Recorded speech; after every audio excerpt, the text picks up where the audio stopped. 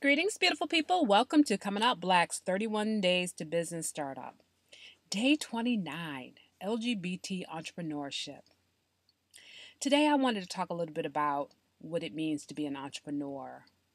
And for the most part, there's no real definition of what it means to be an entrepreneur other than the fact that you start your own business. And I think the reality of the situation is when you choose to become an entrepreneur, you're choosing to do something that very, very few people do. Most people get 9-to-5 jobs and they live their lives. But to be your own boss, to be a business owner, is to be somewhat of a trailblazer, to be someone who does things a little bit different, and someone who's willing to take risk and take chances in a way that, most people aren't willing to do. I also want to say this about entrepreneurship is that the reality situation is when you go on this journey, it is full of, well, at least for me, I'm often full of fear. There are a lot of things that are scary about this because so many things, especially the money, is so unknown, so unpredictable. And I really, what I want to say, what I want to do in this video is just kind of share a little bit about my entrepreneurial journey, and hopefully in some of that it may help you, because I think for a lot of you, you're in one of three different situations. Either one, you're thinking about starting a business but you haven't, or two, you started a business but things have stalled and so you're kind of frustrated and you really kind of want to just give up. And then there are those of you that, you started your business, maybe you've been in business for a while, but things are just the same old, and more than anything, you want to take your business to the next level, but you just don't know what to do. And I think when it comes to entrepreneurship, we do have this tendency to kind of straddle the line. And I think it's because, it's something we get to choose to do. And then it's also something we can just as easily choose not to do. And I think a lot of that has to do with so much of the unpredictability and so much of the stuff that happens that feels like it's out of our control. But more than that, it has to do with the fear and anxiety because there is no manual for being an entrepreneur, right? And there are no two businesses that became successful the exact same way.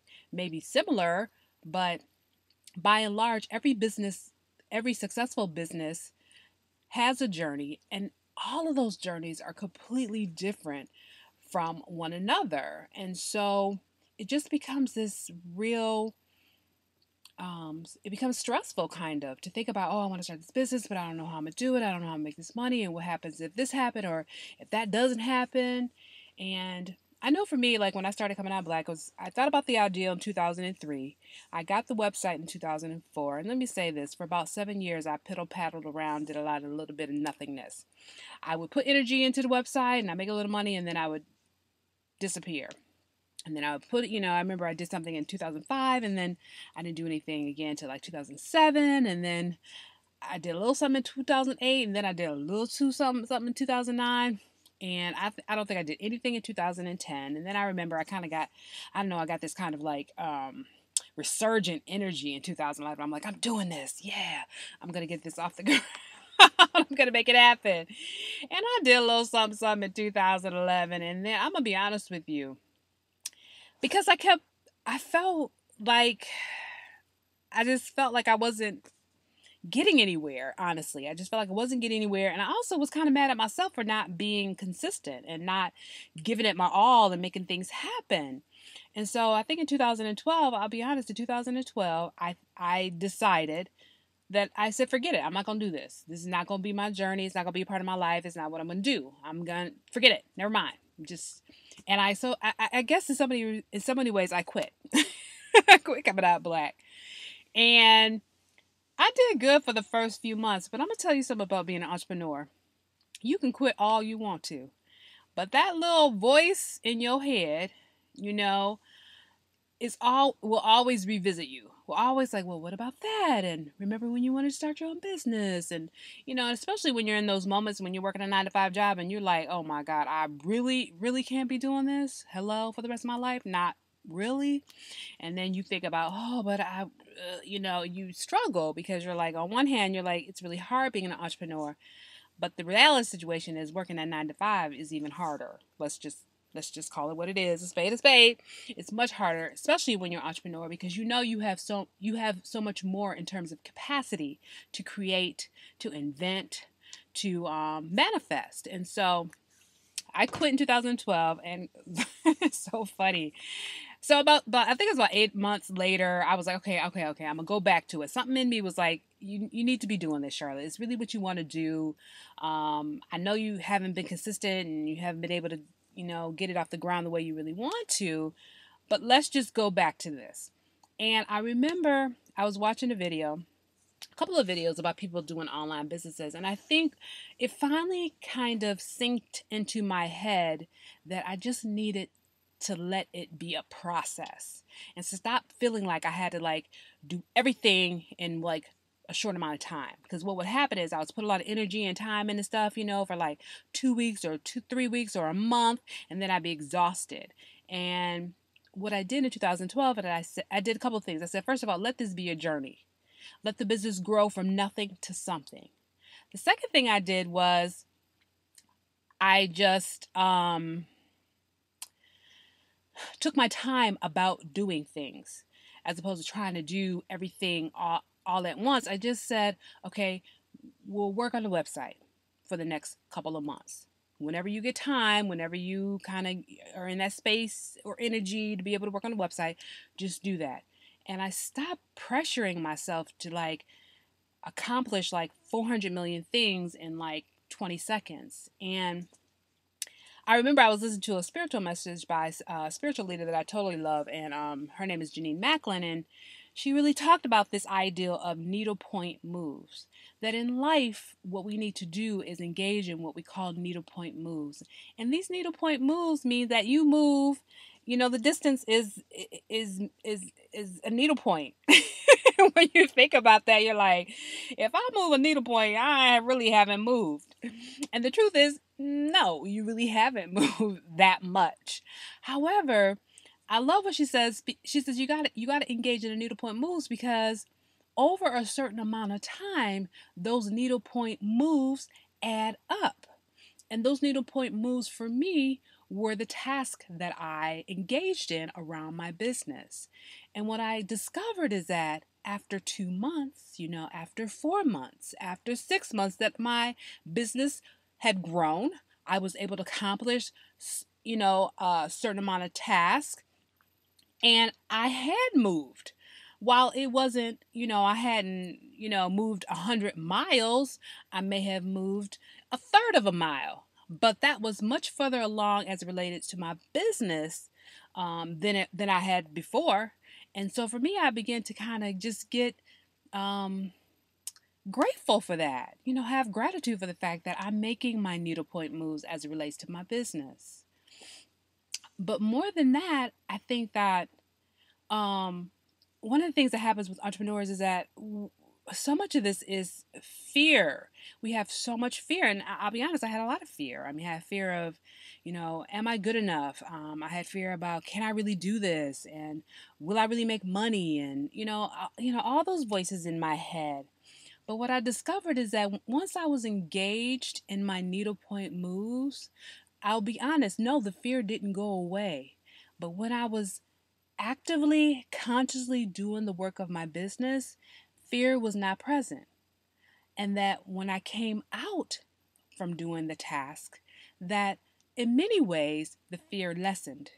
And so over time, and with each kind of achievement that I was able to make with my business, I do feel like the fear dissipated.